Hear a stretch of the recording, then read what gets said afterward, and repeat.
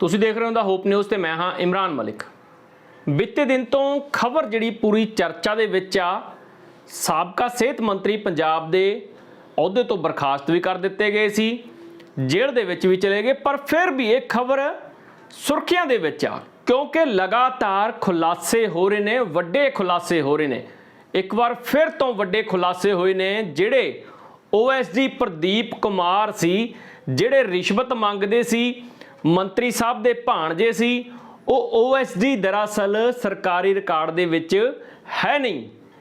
ਸੁਣ ਕੇ ਹੈਰਾਨੀ ਜ਼ਰੂਰ ਹੁੰਦੀ ਆ, ਪਰ ਉਹ OSD ਸਰਕਾਰੀ ਰਿਕਾਰਡ ਦੇ ਵਿੱਚ ਨਹੀਂ ਸੀ, ਜਿਨ੍ਹਾਂ ਦਾ ਰਿਮਾਂਡ ਲਿਆ ਗਿਆ। ਉਸ ਤੋਂ ਬਾਅਦ ਜਿਹੜੇ ਵੱਡੇ ਖੁਲਾਸੇ ਹੋਏ ਨੇ। ਦਰਅਸਲ ਕਹਾਣੀ ਕੀ ਆ? ਇਹ ਕਹਾਣੀ ਜਿਹੜੀ ਆ ਦੰਦਾਂ ਵਾਲੇ ਡਾਕਟਰ ਨੇ ਪੂਰੀ ਤਰੀਕੇ ਦੇ ਨਾਲ ਪਹਿਲਾਂ ਤੋਂ ਹੀ ਰਚੀ ਸੀ। ਜਿਹੜੇ ਆਪਣੇ ਦੋ ਭਾਣਜੇ ਆਪਣੇ ਨਾਲ ਕੀਤੇ ਹੋਏ ਸੀ।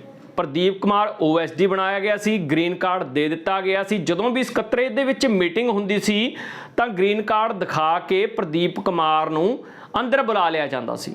ਹਾਲਾਂਕਿ ਕਈ ਵਾਰੀ ਜਿਹੜੀ ਆ ਮੀਟਿੰਗ ਦੇ ਵਿੱਚੋਂ ਪ੍ਰਦੀਪ ਕੁਮਾਰ ਨੂੰ ਬਾਹਰ ਵੀ ਕੱਢਿਆ, ਪਰ ਫਿਰ ਬਾਅਦ ਤੋਂ ਮੰਤਰੀ ਦੇ ਕਹਿਣ ਤੋਂ ਬਾਅਦ OSD ਸਾਹਿਬ ਨੂੰ ਅੰਦਰ ਬੁਲਾ ਲਿਆ ਜਾਂਦਾ ਸੀ। ਹੁਣ ਪਹਿਲਾਂ ਤਾਂ ਮੀਟਿੰਗਾਂ ਦੇ ਵਿੱਚ ਅੰਦਰ ਹੁੰਦੇ ਸੀ ਇਕੱਠੇ, ਤਾਂ ਹੁਣ ਜੇਲ੍ਹ ਦੇ ਵਿੱਚ ਜ਼ਰੂਰ ਇਕੱਠੇ ਨੇ OSD ਤੇ ਦੰਦਾਂ ਵਾਲੇ ਡਾਕਟਰ ਮਾਨਸਾ ਵਾਲੇ। ਤੇ ਗੱਲ ਕੀਤੀ ਜਾਵੇ ਸਾਜ਼ਿਸ਼ ਦੀ, ਸਿਰਫ ਇਕੱਲੇ ਇੱਕ ਉਹਨਾਂ ਦੇ ਭਾਣਜੇ ਨਹੀਂ ਬਲਕਿ ਦੋ ਭਾਣਜੇ ਇਸ ਕੰਮ ਦੇ ਵਿੱਚ ਇਨਵੋਲਵ ਸੀ। ਉਸ ਤੋਂ ਇਲਾਵਾ ਇੱਕ ਹੋਰ ਰਿਸ਼ਤੇਦਾਰ ਤੇ ਨਾਲ ਇੱਕ ਦੰਦਾਂ ਦੇ ਕੰਮ ਦੇ ਵਿੱਚ ਸਾਥ ਦੇਣ ਵਾਲੇ ਡਾਕਟਰ ਦੇ, ਉਹ ਇਸ ਕੰਮ ਦੇ ਵਿੱਚ ਵੀ, ਕਮਿਸ਼ਨ ਵਾਲੇ ਕੰਮ ਦੇ ਵਿੱਚ ਵੀ ਡਾਕਟਰ ਸਾਹਿਬ ਦਾ ਸਾਥ ਦੇ ਰਹੇ ਸੀ। ਤਾਂ ਭ੍ਰਿਸ਼ਟ ਮੰਤਰੀ ਦੇ ਵੱਲੋਂ ਪਹਿਲਾਂ ਤੋਂ ਹੀ ਪਲਾਨਿੰਗ ਰਚੀ ਗਈ ਸੀ। ਇਉਂ ਲੱਗ ਰਿਹਾ ਕਿ ਜਿਵੇਂ ਮੰਤਰੀ ਸਾਹਿਬ ਨੇ ਪਹਿਲਾਂ ਸੋਚਿਆ ਹੋਵੇ, ਭ੍ਰਿਸ਼ਟ ਮੰਤਰੀ ਸਾਹਿਬ ਨੇ, ਕਿ ਜਿਵੇਂ ਹੀ ਮੈਂ ਕੋਈ ਅਹੁਦੇ ਤੇ ਆਉਣਾ, ਮੈਂ ਭਾਵੇਂ ਵਿਧਾਇਕ ਬਣਾ ਭਾਵੇਂ ਮੰਤਰੀ ਬਣਾ, ਤੇ ਮੈਂ ਜਿਹੜਾ ਪੂਰੇ ਤਰੀਕੇ ਦੇ ਨਾਲ ਇਹ ਜਾਲ ਆਪਣਾ ਜਿਹੜਾ ਪਹਿਲਾਂ ਤੋਂ ਸ਼ਾਤਿਰ ਦਿਮਾਗ ਆ, ਜਿਹੜਾ ਲੋਕਾਂ ਦੇ ਦੰਦ ਕੱਢਣ ਦੇ ਲਈ ਲਾਉਂਦਾ ਸੀ, ਤਾਂ ਹੁਣ ਰਿਸ਼ਵਤ ਲੈਣ ਦੇ ਲਈ ਵਰਤਾਂਗਾ। ਇੱਕ ਸ਼ਾਰਟਕਟ ਤਰੀਕਾ ਜਿਹੜਾ ਅਪਣਾਉਣ ਦੀ ਕੋਸ਼ਿਸ਼ ਕਰ ਰਹੇ ਸੀ ਭ੍ਰਿਸ਼ਟ ਮੰਤਰੀ। ਤਾਂ ਹੀ ਕਿਹਾ ਜਾਂਦਾ ਕਿ ਲਾਲਚ ਬੁਰੀ ਬਲਾ ਹੈ।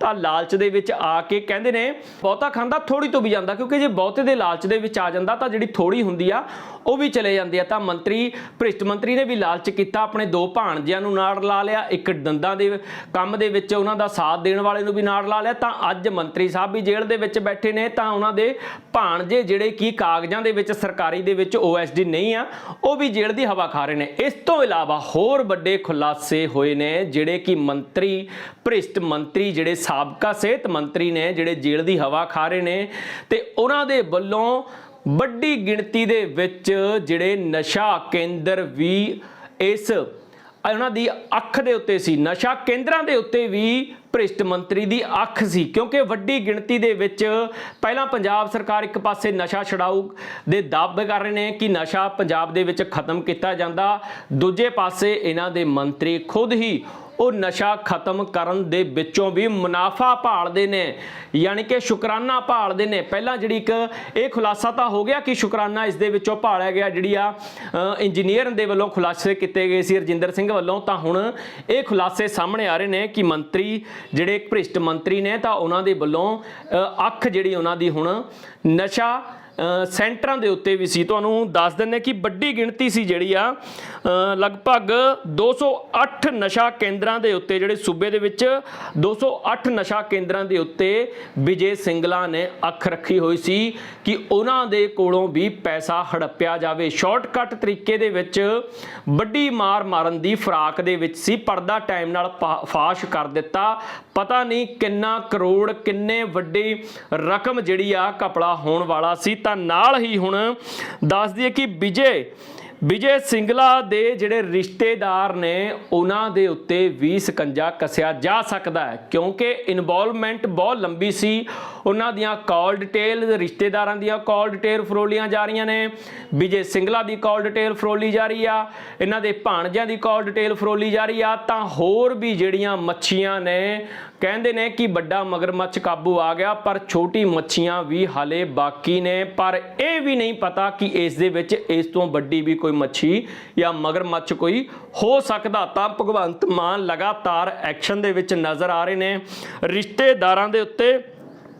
ਪੂਰੀ ਤਰ੍ਹਾਂ ਦੇ ਨਾਲ ਸਕੰਜਾ ਕੱਸਿਆ ਜਾ ਰਿਹਾ ਤੇ ਨਾਲ ਸਿੱਧੀ ਚੇਤਾਵਨੀ ਦੇ ਦਿੱਤੀ ਗਈ ਬਾਕੀ ਦੇ ਵਿਧਾਇਕਾਂ ਤੇ ਮੰਤਰੀਆਂ ਨੂੰ ਕਿ ਜਿਹੜੇ ਰਿਸ਼ਤੇਦਾਰ ਅਜਿਹੇ ਕੰਮ ਦੇ ਵਿੱਚ ਇਨਵੋਲਵ ਹੋਣਗੇ ਉਹਨਾਂ ਮੰਤਰੀਆਂ ਤੇ ਵਿਧਾਇਕਾਂ ਦੀਆਂ ਛੁੱਟੀਆਂ ਹੋ ਜਾਵੇਗੀ। ਮੰਤਰੀ ਤੇ ਵਿਧਾਇਕਾਂ ਦੇ ਨਾਲ ਤਾਇਨਾਤ ਰਿਸ਼ਤੇਦਾਰਾਂ ਦੀ ਹੁਣ ਛੁੱਟੀ ਕਰ ਦਿੱਤੀ ਜਾਵੇਗੀ ਕਿਉਂਕਿ ਕਹਿੰਦੇ ਨੇ ਕਿ ਇੰਨਾ ਵੰਡੇ ਰਿਓੜੀਆਂ ਮੁੜ ਆਪਣਿਆਂ ਨੂੰ। ਤਾਂ ਇਸੇ ਤਰੀਕੇ ਦੇ ਨਾਲ ਵਿਜੇ ਸਿੰਗਲਾ ਦੇ ਵੱਲੋਂ ਇਹ ਰਿਓੜੀਆਂ ਜਿਹੜੀਆਂ ਵੰਡੀਆਂ ਗਈਆਂ ਸੀ ਤੇ ਉਹ ਆਪਣਿਆਂ ਨੂੰ ਆਪਣੇ ਭਾਣਜਿਆਂ ਨੂੰ ਨਾਲ ਰਲਾ ਕੇ ਇਹ ਕੰਮ ਕਰ ਰਹੇ ਸੀ। ਕੋਈ ਭਲੀ ਭਾਂਤ ਕੰਮ ਹੋਵੇ, ਕੋਈ ਚੰਗਾ ਕੰਮ ਹੋਵੇ, ਉਸ ਦੇ ਵਿੱਚ ਰਿਸ਼ਤੇਦਾਰਾਂ ਨੂੰ ਨਾਲ ਲਾ ਕੇ ਕੀਤਾ ਜਾਵੇ ਤਾਂ ਗੱਲ ਸਮਝ ਆਉਂਦੀ ਹੈ, ਤਾਂ ਵਾਹੋ-ਬਾਈ ਹੁੰਦੀ ਆ।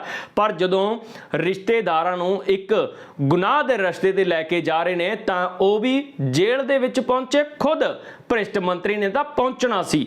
ਤਾਂ ਗੱਲ ਕੀਤੀ ਜਾਵੇ ਤਾਂ ਹੁਣ ਲਗਾਤਾਰ ਇਹ ਵੱਡੇ ਖੁਲਾਸੇ ਹੋ ਰਹੇ ਨੇ ਕਿ ਜਿਹੜਾ OSD ਪ੍ਰਦੀਪ ਦੱਸਿਆ ਜਾ ਰਿਹਾ ਸੀ, ਪ੍ਰਦੀਪ ਕੁਮਾਰ ਮੰਤਰੀ ਦੇ OSD ਸੀ ਜਿਹੜੇ ਸਿਹਤ ਮੰਤਰੀ ਦੇ, ਉਹ ਸਰਕਾਰੀ ਰਿਕਾਰਡ ਦੇ ਵਿੱਚ OSD ਲੱਗੇ ਨਹੀਂ ਸੀ, ਗ੍ਰੀਨ ਕਾਰਡ ਬਣਾ ਕੇ ਦਿੱਤੇ ਹੋਏ ਸੀ। ਸਿਹਤ ਮੰਤਰੀ ਸਾਹਿਬ ਦੇ ਵੱਲੋਂ ਕਿਹਾ ਜਾਂਦਾ ਸੀ ਕਿ ਮੇਰੇ OSD ਨੇ, ਸਾਰੀ ਫਾਈਲਾਂ ਵੀ ਉਹ ਦੇਖਦੇ ਸੀ, ਸਕੱਤਰੇਤ ਦੇ ਵਿੱਚ ਮੀਟਿੰਗ ਦਾ ਹਿੱਸਾ ਵੀ ਬਣਦੇ ਸੀ, ਯਾਨੀ ਕਿ ਮੰਤਰੀ ਦੇ ਜਿੱਥੇ ਵੀ ਜਾਣਾ ਹੁੰਦਾ ਸੀ ਉੱਥੇ ਪ੍ਰਦੀਪ ਕੁਮਾਰ ਇਹਨਾਂ ਦੇ OSD ਨਾਲ ਜਾਂਦੇ ਸੀ।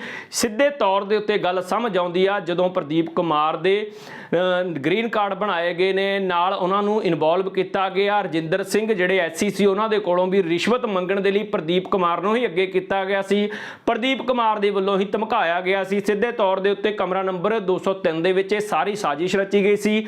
ਤਾਂ ਸਾਰੀ ਸਾਜ਼ਿਸ਼ ਦਾ ਪਰਦਾ ਫਾਸ਼ ਕਰਕੇ ਹੁਣ ਸਲਾਖਾਂ ਦੇ ਪਿੱਛੇ ਰਿਮਾਂਡ ਲੈ ਲਿਆ ਗਿਆ।